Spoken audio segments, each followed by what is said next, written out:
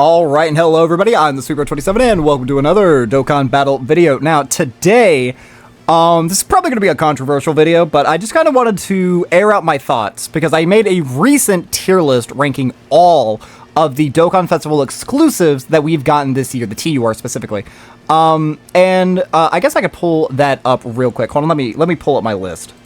So this here was my final ranking, and some people took issue with where I put Angel SSJ3. So I kind of wanted to go over and am I underrating the character, or is like the community overrating this character? So let's go ahead, and before we do anything, so again, if we're looking at this, I'm saying that like I think Roshi could be better. If anything, I could potentially see this guy going up to 4. Even now, after I've reflected, I don't think he's in the top 3. I don't. But if you wanted to put him as high as 4, move Rose down to 6, Roshi to 5, I don't think I would argue with that. I have this precedent with like any tier list. If you look at the comment section of pretty much any tier list that I've ever made, I do say any unit can move up or down a few positions, and I wouldn't really argue with you. The only thing I would argue is you say Frieza is anything other than 7. I think you're just flat out wrong. But again, if you want to move Goku up some, if you want to move Toppo down a little bit, Vegeta down a little bit, Boo a little bit, I wouldn't fight you on that. Just because I think that's silly to like really like minutia, like argue ins and outs, but like ultimately it comes down to what you value a little bit more, because all of these are very solid characters except for Frieza. Frieza just doesn't have the help. Or at least that's my stance. So let's go ahead, let's read what this guy does, and then maybe we can further help this conversation and see if I was right or see if I was wrong. So let's start off with his leader skill first. His leader skill is Buu Saga, Otherworld Warriors, an accelerated battle, 3 key, 170 stats, and then an additional 30% to Kamehameha and time limit. Can I just say that this guy only has 1 leader skill? He really only leads Buu Saga, because there aren't too many Kamehameha, Majin Buu Sagas that are relevant. Like if we look at this right now, who is, like, I think, are you on Kamehameha? You are on Kamehameha. So there are some, but if you look at it, most of them are like extreme class characters. Like this is a Kamehameha unit. Super Buu is Kamehameha. But like some of the super class options, like this kid isn't on his 200%. Fat Buu, I think Fat Buu is. I think you definitely have Kamehameha, right? Your super attack is like Kamehameha? Yeah. So I mean, yeah, I guess you could say that he's getting some units 200%. Time limit, I feel like it was just a very poor choice. Otherworld Warriors is just incredibly weak right now. Like, the only powerful units on the team is this character in of himself, and then everything else I would just say is complete trash. And Accelerated Battle is really, really good. But once we look a little bit deeper into its passive, it's not the easiest thing to run this guy with Accelerated Battle. So for his leader skill, I do realistically think he only leads the 1 category, maybe 2, but then most units aren't getting the full advantage of the 30% here. So a lot of the units that he's running are on 170s, unless you're running like an extreme variant. But if you're running an extreme variant, why aren't you just running Fat Buu, in my opinion?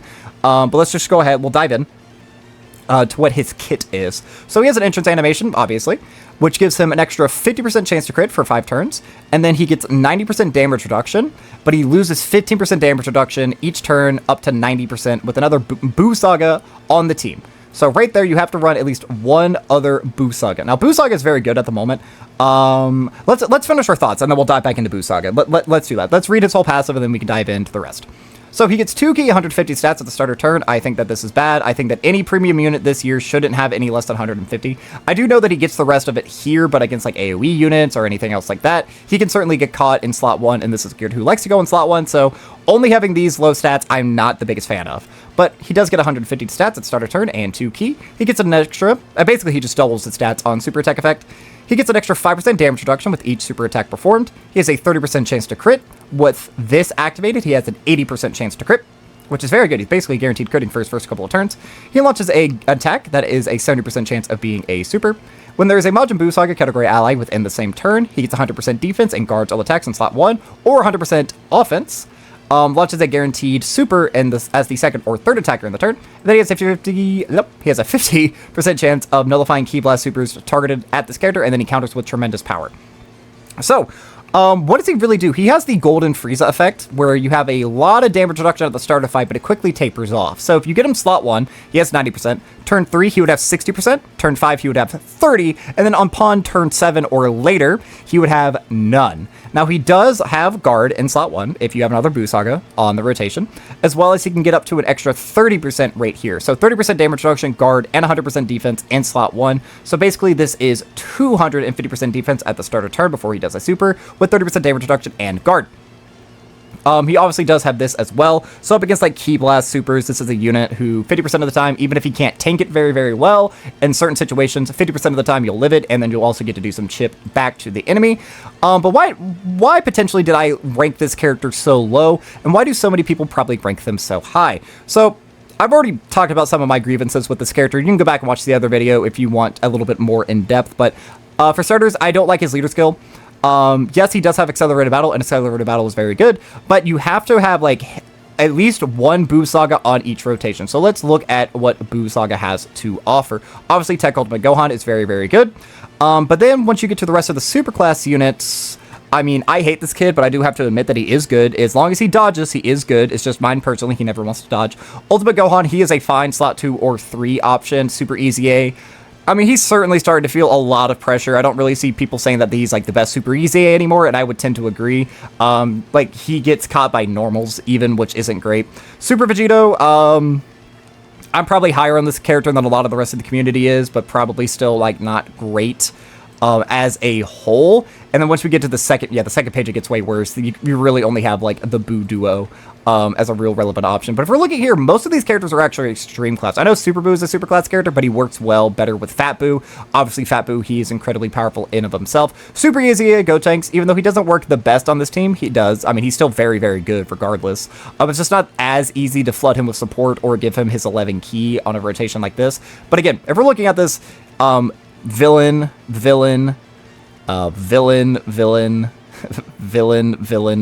most of these are villains. So if you're running a villain squad, why wouldn't you just run Fat Buu's leader skill instead? Like, Fat Buu probably has just as bad of a leader skill because he leads Sworn Enemies and Worldwide Chaos? Is that your 30%? Storied Figures, Worldwide Chaos. So yeah, in terms of just Buu Saga leaders, I would probably say that his is a little bit better because he actually has Tech Ultimate Gohan on his 200%, which is really wacky. But yeah, again, I'm not the biggest fan of his leader skill. Even though Buu Saga does have a lot of very powerful units, most of them are very defensive and not offensively oriented. And if we're looking at the content that we've gotten this year, we'll get into the content here in just a little bit. Being super defensive while not being able to do a lot of offense is actually a hindrance in a lot of these brand new events. So that just kind of fundamentally makes his design a little bit weaker. He's one of these characters as well who launches a lot of attacks in the turn. So if you launch your super, you're getting one right here. If you have him in slot 2 or 3, you're getting another one here. So that's 3 attacks right there. He does obviously have his crit as well, but his attack stats are pretty low. Like mine, he's only 55%, but when he's in slot 1, he's launching 5 millions. And when you have him in slot 2, he can launch up to like a 7 or 8 million, depending on how much support is on the rotation and who he's being linked up with. But that's not impressive. This is a character who gets walled, or I would imagine gets walled. I haven't seen footage of him up against Golden Frieza in 17.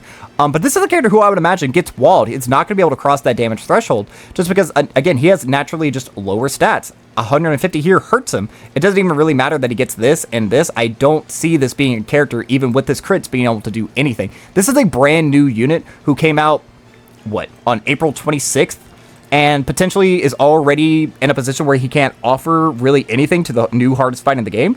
And we're not going to go backwards in terms of difficulty. Now, granted, we may get new fights that don't have that mechanic. Again, we're going to look specifically at fights to see how well I think that this character actually performs in some of these fights. But I don't see him realistically being able to cross that damage threshold because, again, he just has the naturally lower attack stat, which is supposed to be compensated by him critting. But when we have these damage checks where if you're not type advantage, you have to do a 15.5 million super attack with a crit to be able to do damage to Goku and Frieza. He would have type advantage, I suppose. So maybe if you could slide him into slot 2 or 3, you could potentially do that. But then if you're putting him in slot 2 or 3, you're missing out on his defensive capabilities. And this is a unit who would get caught. 30% damage reduction, it's not enough. Only 300 stats if you have him in slot 2 or 3. 30% damage reduction, this is a character who's going to get caught. Realistically, that's just true. We could say that about any other character. If I just showed you a character that has just 30% damage reduction, you would say the same thing. But when it's this character, I feel like a lot of people are like, oh no, he's still really good. And don't get me wrong, just because I'm not as high on this character does not mean I think the character is bad. You can go back and watch any video that I've used him in. I think he's good. I've called him a fraud one time, and that's when I used the Chilai nuking item to try to beat Kid Buu, and it was my last attempt of the day, and he barely didn't kill, and if he got the counter on the super attack, I would have won. He didn't get it, and then I just lost, and I lost the day. I called him a fraud in that one specific situation. Other than that, this guy's still good.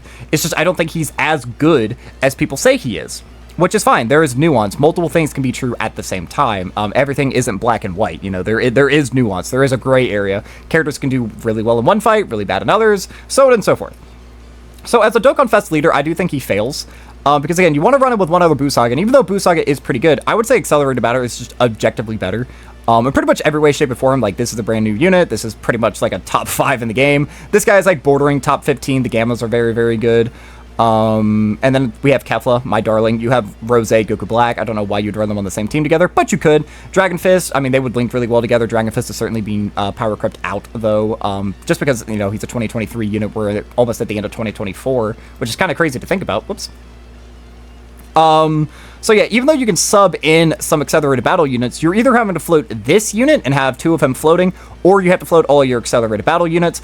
And like, are you realistically, if you have this guy Tech Ultimate Gohan and AGL MUI on the rotation, who are you floating off?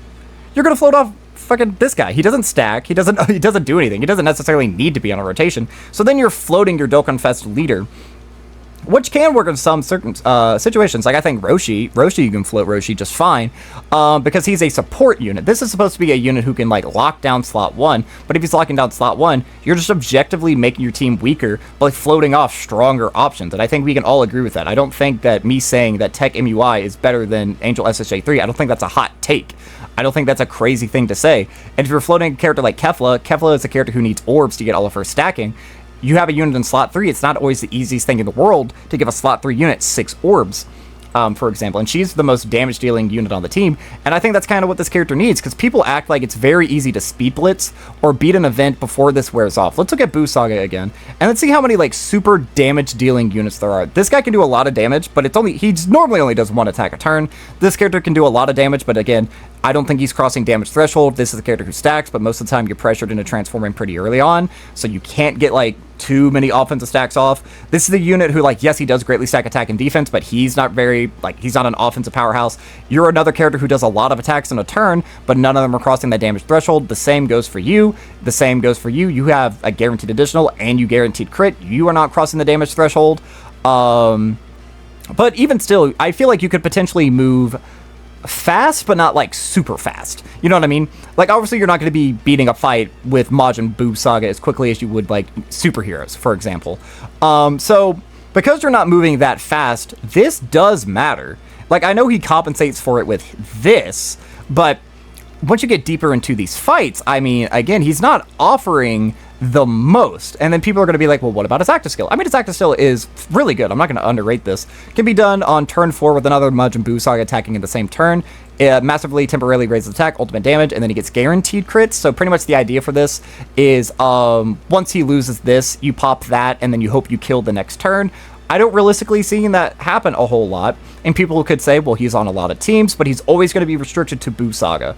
So you always have to run one other. So if you're running Pure Sand, you can run him. You need another Pure Sand Majin Buu Saga. You can do Goku Family, but you need one other Buu Saga, Super Saiyan 3, and so on and so forth. You guys get the idea.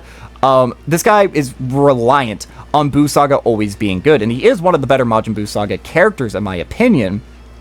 But having a restriction like this, and then having a not great leader skill, I just think makes him a bad leader, which definitely docks points against him when I was doing my tier list here. I definitely think that docks him some points. And then his super attack effect, I mean, his super attack effect is really good. Greatly raise attack and defense for 1 turn immense damage, and then a 50% chance to stun. That ain't bad. That's not bad. So, let's go ahead, and let's look at difficult content this year. So a lot of people say that you need to be good at the start of fights. Actually, let's do this. How many characters are good at the start of fights? Let's just be realistic. This is a dodging unit. So 1, 2, 3, 4, 5, 6, 7, 8, 9, 10, 11, 12, 13, 14, I guess 15. We could maybe count Dispo. 16, 17, 18, I guess. 19, we can count you. 20, 21, 22, 23, 24, 25, 26, 27, 28, 29, 30, 31, 32, 33, 34, 35, 36, 37, 38, 39. I guess we'd count you 40, 41, 42, 43, 44. You get the idea. A lot of units are actually very good turn 1. Or some units even have abilities so that on turn 1 they are better. We can actually pull that up. This is a unit right here who has an extra ability for turn 1 so that they are better. They get that extra damage reduction 50% for turn 1. Right here. There are plenty of units who have an ability like this for their first appearance. Tech Ultimate Gohan, he has the exact same thing. On his first appearance, he has the 30% damage reduction. He's usually better on turn 1 than he is on turn 2 and on turn 3 and a lot of instances. Because, yeah, I mean, the start of the fight can certainly be difficult, but let's just look real quick at a couple of fights right here. So, yeah, this is a fight, Kid Buu, which is really hard at the start, because he has that devastating super attack right here, and he has the pretty high normals, right? But he is, like, scheduled. You're able to count him, do whatever. And then once he gets into his second form, I would argue he just gets harder. Like, most people don't really struggle with this, I don't believe. It's this. And this is a fight where this kid gets outright walled, because he's actually not able to do damage to Kid Buu, unless you're able to nuke in the first phase, which isn't always the most reliant, especially if you're not using items. So you can't literally use him in a brand new event that dropped alongside him, but he could have some utility in that fight, so I'll give him credit where credit is due. Let's go ahead and look over, not this one. Where is he at? We can do this one. Let's go ahead and look at Gogeta. So Gogeta, right, is one of the longer fights in the game, seeing as he has, 5 separate phases. Now, most of these phases do have relatively low HP, and he does end as STR, so this is probably one of his better fights. But at the same time, this is 5 phases. Let's be gracious. You can 1 phase this, 1 phase this, 2 phase this, 2 phase this, and then you can 2 to 3 phase this. So that is turn 1, 2, 4, 6, and then you're beating this on turn 10, let's say. Turn 10, he would have type advantage, but he's going to lose all of his intro buffs. And this fight isn't hard at the start. It's not. Like, this is pitiful, and this is pitiful. I would say that this is pitiful, and this is modern, or, like, kind of getting up there. This is what Kid Buu is doing turn 1 on a much deeper part of the fight, launching a 2 million, but he does get the buff, so this could potentially be a little bit scarier. I mean, we're starting to get to some very high numbers, especially after this, and that's nothing to sneeze at. And then we're in this final phase where, yeah, I mean, he's launching 1 million plus normals, especially after he supers, and the character's not going to have his passive up. So this is a fight that progressively gets harder, and being very good at the start of the fight isn't needed. It's not needed for a fight like this. Let's look at Beast Gohan. Beast Gohan is kind of the same thing, where he has, like, some, like, weaker phases. Like, right here, his normals are nothing. His super's attack is nothing. Right here again. His normals, I mean, you could say that they're a little bit more modern. Same thing with here. Like, we're kind of getting up there. So let's say you 1 phase this, you 3 phase this, or 2 to 3 phase. Let's be gracious. 1 turn, 2 turn. So you can get to this kid on turn 4. Let's say that. Let's be gracious. Very high normals, especially once this is activated. Very high super attack. He locks, meaning that potentially the character could not be in slot 1, missing out of their guard, and he has the guaranteed stun, so even if he is in slot 1, he's not going to be able to do any damage, and he should be able to cross this damage threshold. I would feel confident saying that Angel SSJ3 will be able to cross the threshold, but that's, again, another fight that's not super difficult at the start of the fight. Let's look at yet another one. Let's see, where is it? Right here. This is probably Goku's worst fight, because this is the longest fight in the game. And guess what? It starts really easy and does not pick up steam until you get to Bojack. But even still, Bojack, his normals are nothing. His super attack really isn't anything special. The only reason he starts to get scary is because he has this. He has all these little gimmicks. But you go into Janemba, I mean, his normals in this phase could potentially be scary. His super attack can be a little bit devastating, especially with the debuffs. But then we get to Broly on turn, like, 30-something. And then Broly's double supering 3 millions with 1 million supers. Again, by this point in the fight, AGL SSJ3 Goku, he's not going to have access to his intro. And by that point, he's not going to be doing damage, so you're not going to be moving fast through an event like that. So let's look at a fight that actually does start off very difficult at the start. Global players, you should be able to relate to this fight right here. This is Evoken. So Evoken at the start of the fight, like, yes, that is devastating. That is very, very scary. This is very, very scary. And the fact that he can double super is actually quite scary. I would say that so far, this is the first fight that SSJ Angel 3 Goku is better than a lot of other units who have dropped this year. Because he's able to actually lock down slot 1 against a fight like this. And then once we get it to this phase, now generally I haven't been able to move super fast through this, but like not super slow either. I'd say you could 3-phase this guy and then like 3 to 4-phase this guy. So I would say that is a dub. That is a dub in favor of Angel SSJ3 Goku up against that fight. But Global Players, a fight that we'll be getting in a week in a video I made a video on yesterday. This guy. I'm just going to say this right now. I don't think Angel SSJ3 Goku, even with his active skill, is going to be able to touch this character. I don't. And yet again, this is a fight at the start. It's nothing. This is where it starts to get scary again, like very high supers. Super attack can definitely be scary. He does also have the lock, so potentially he's not in slot 1, so he's missing his guard. He would be type disadvantage, but realistically, he would still have anywhere from 90 to 70% damage reduction on this turn, so it's not the biggest deal. Right here, dodge nullifying. Potentially he would be missing a fair bit of his passive, but he should still be able to tank relatively well. Like, imagine 60% damage reduction, we can say 70 to 75 with the amount that he has from doing his supers. If you have him in slot 1, you're going to be able to tank. This is a unit who does normally, from every showcase I've seen, super in slot 1 or 2 for the most part.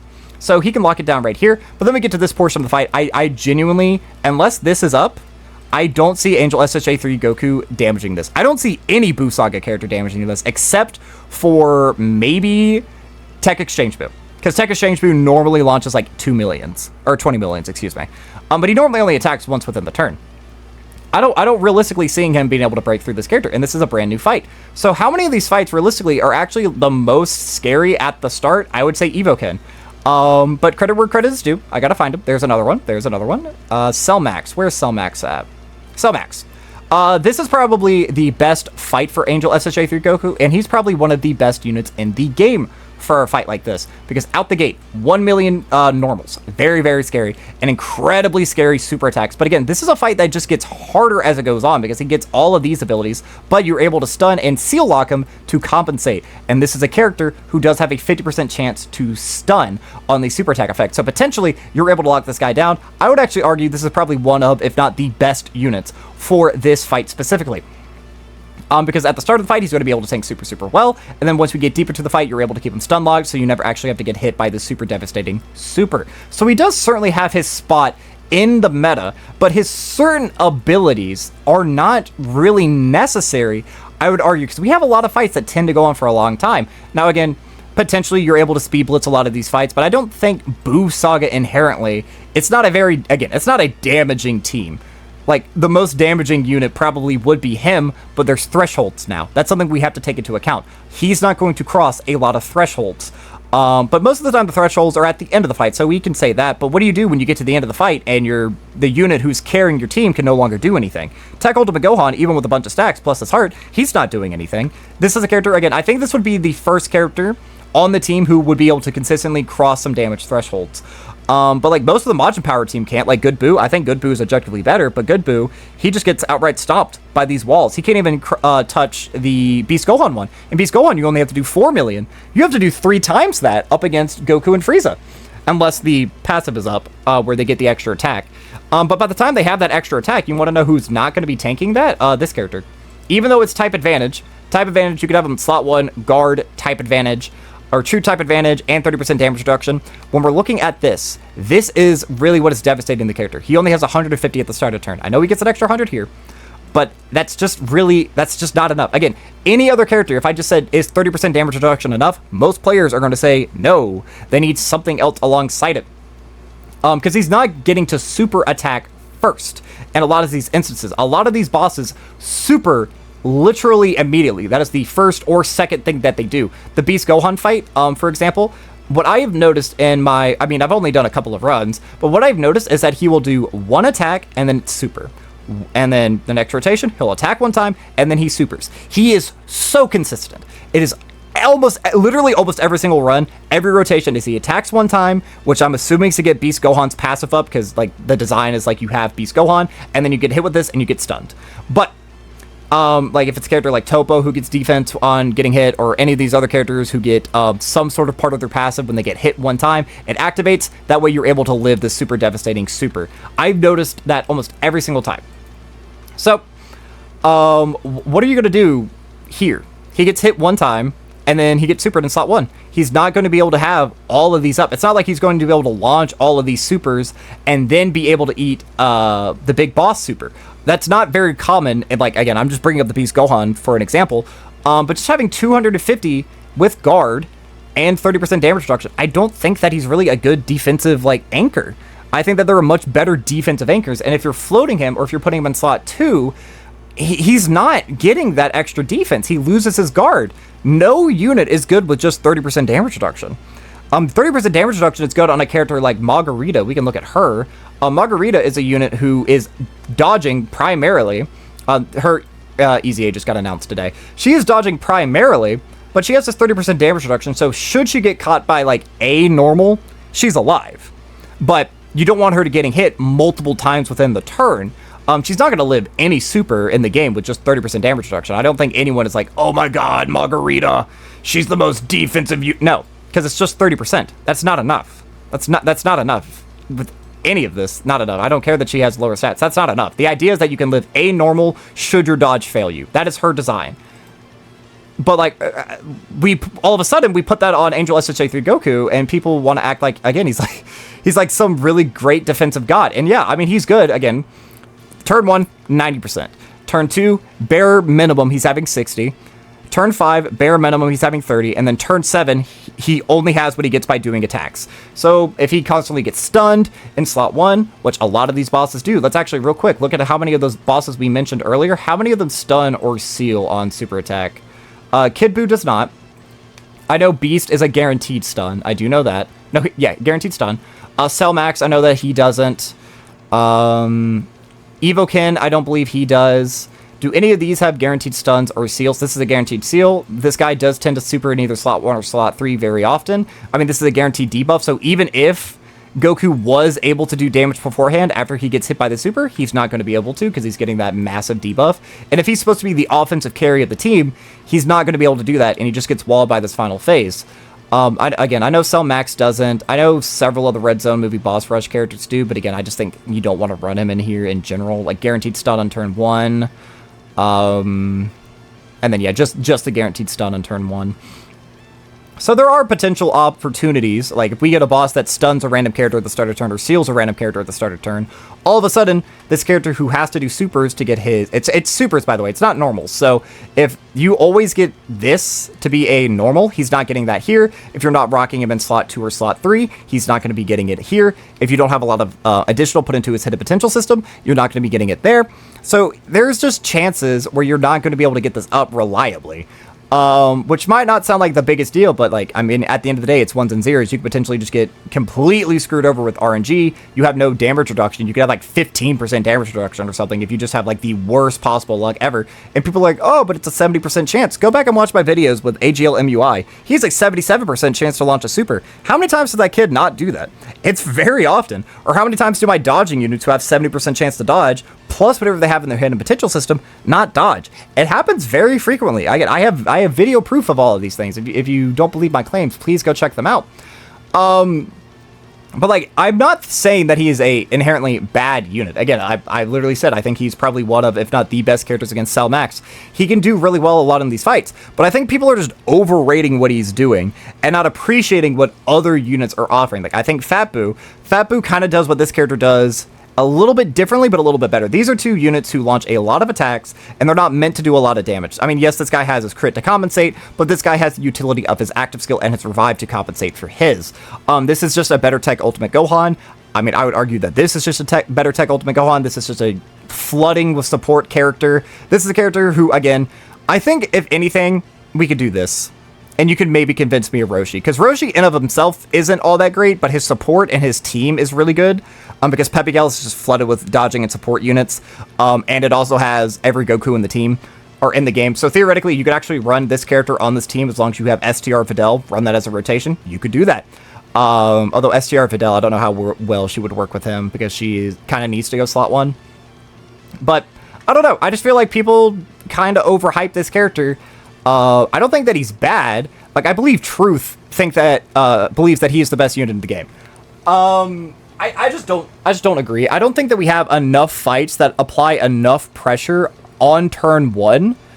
But, like, I mean, that could change. We could get with the Worldwide Download Celebration. And again, this is where nuance comes into the matter. And things can change. Multiple things can be true at the same time, right? And things can change over time. We could get a new fight that's one phase that has 50 million HP. And turn 1 is launching 2 million normals and a 6 million super. You know who's going to be the best unit in the game? This guy. This guy right here. Because he's going to just eat everything. That can happen. We get new fights. But as it stands right now, I don't think that he's like a god killer realistically in almost any of these events. Is he good in a lot of them? Yes. But does he have flaws? Yes. Can a unit be good and have flaws? Yes. So do I think that he is overrated? I mean, a little bit. Yeah, I think he's just fine. He's just fine. I don't think he offers anything inherently special until we get more difficult fights that turn 1, it's actually very pressuring. Because when we actually look at it, not a whole lot of these are super pressuring on turn 1 or turn 3. Unless, again, you're absolutely speed blitzing, but I don't think the Majin Buu Saga team is speed blitzing. Like, correct me if I'm wrong, but, like, this unit can do good damage, good to decent, very high, but only 1 attack, decent. I mean, again, launches a lot, but they're all lower, but when you launch several attacks that are all crit, you're going to be doing damage. Same kind of goes for you. You're, like, LR Final Form cooler. But I don't really see you speed blitzing. I see you kind of going through at a medium to slow pace, which is fine. It's, like, it's more of a marathon, because a lot of this team builds up, and that's, like, the design behind it. Like, let's just look at how many characters actually stack on the team. Like, this is a stacking character. This isn't a stacking character, but they build up in their own unique way, so you could say that this is kind of the same thing, like a stacking character, they need to get hit. This is a character who progressively gets better as the fight progresses. I mean, the same thing with these guys, but pretty much once you get to the second page with Buu Saga, you don't want to go to the second page with Buu Saga, but let me know what you think. Again, nuanced. I think that this guy is good, but I don't think he is, right now, I don't think the meta is in, like, the best position for him specifically. Again, that could change literally tomorrow.